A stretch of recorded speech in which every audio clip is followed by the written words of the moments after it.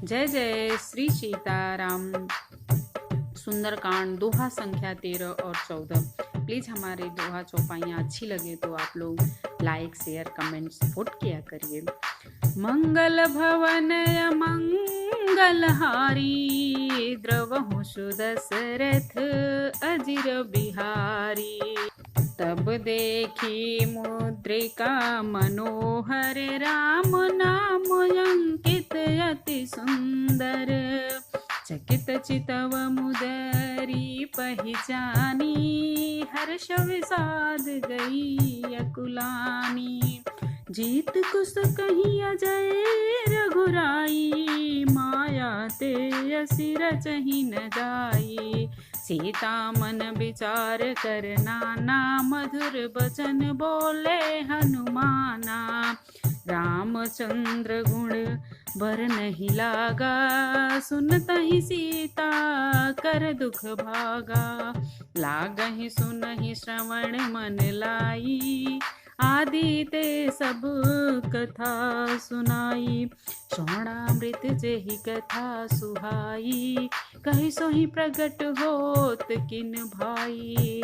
तब हनुमंत निकट चल गयहूँ, फिर बैठी मन विस्मय भयहूँ। रामदूत मैं मातु जानकी, सत्य सपद करुणा निधान की। यह मुद्रिका मातु मैं आनी, दिन राम तुम कहीं सही दानी।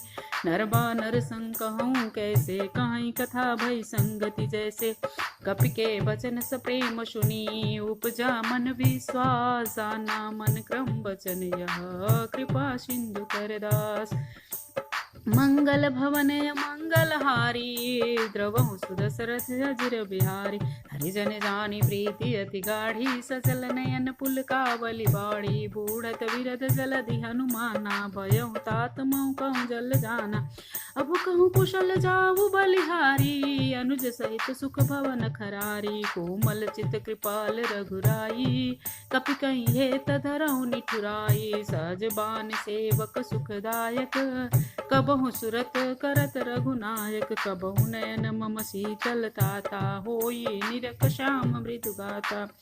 बचन ने आव नयन भर बारी, अहो नाथ हो निपट विसारी। देख परम बिरहा कुल सीता, बोला कपि मृदु बचन बिनीता। मात कुशल प्रभु अनुज समीता, तब दुखी सुकृपा निकेता। जन जननी मानहु जियऊ ना, तुम ते प्रेम राम कर दूना। रघुपत कर संदेश अब, सुन जननी दरदी। अस कपि गद गद भयहूँ, भरे बिलोचननी। मंगल भवन मंगलहारी, द्रवहु सुदशरथ अजिर बिहारी। अर्थ: तब उन्होंने राम नाम अंकित अत्यंत सुंदर मनोहर अंगूठी देखी। अंगूठी को पहचान कर सीता जी आश्चर्यचकित होकर उसे देखने लगी। हर्ष और विषाद से हृदय में उकला उठी। सोचने लगी कि रघुनाथ जी तो सर्वथा अजय हैं, उन्हें कौन जीत सकता। और माया से ऐसी माया के द्वारा सर्वरहित दिव्य चिन्मय अंगूठी बनाई नहीं जा सकती। सीता जी मन में अनेक प्रकार का विचार करने लगी। इसी समय हनुमान जी मधुर वचन बोले। वे श्री रामचंद्र के गुणों का वर्णन करने लगे, जिसे सुनते ही सीता जी का दुख भाग गया। वे कानों को मन लगाकर सुनने लगी। हनुमान जी ने आदि से लेकर सारी कथा को सुनाई। सीता जी बोली, जिसे कानों के लिए अमृत यह सुंदर कथा कही, हे भाई प्रकट क्यों नहीं होता। तब हनुमान जी पास चले गए। देखकर सीता जी फिर मुंह फेर कर बैठ गई। उनके मन में आश्चर्य हुआ। हनुमान जी ने कहा, हे माता जानकी, मैं श्री रामचंद्र का दूत हूँ, करुणा निधान की सच्ची शपथ कहता हूँ। हे माता, यह अंगूठी मैं ही लाया हूँ। श्री रामचंद्र ने मुझे आपके लिए सहीदानी निशान पहचान दिए। सीता जी ने पूछा, नर और बानर का संग कहो कैसे हुआ। तब हनुमान जी ने जैसे संग हुआ था सब कथा कह सुनाई। हनुमान जी के प्रेम युक्त वचन सुनकर सीता जी के मन में विश्वास उत्पन्न हो गया। उन्होंने जान लिया कि यह मन वचन और कर्म से कृपा सागर रघुनाथ का दास है। भगवान का जन सेवक जानकर अत्यंत गाढ़ प्रीति हो गई। नेत्रों में प्रेम आंसुओं का जल भर आया, शरीर अत्यंत पुलकित हो गया। सीता जी ने कहा, हे तात हनुमान जी, विरह सागर में डूबते हुए तुम मुझको जहाज हुए हो।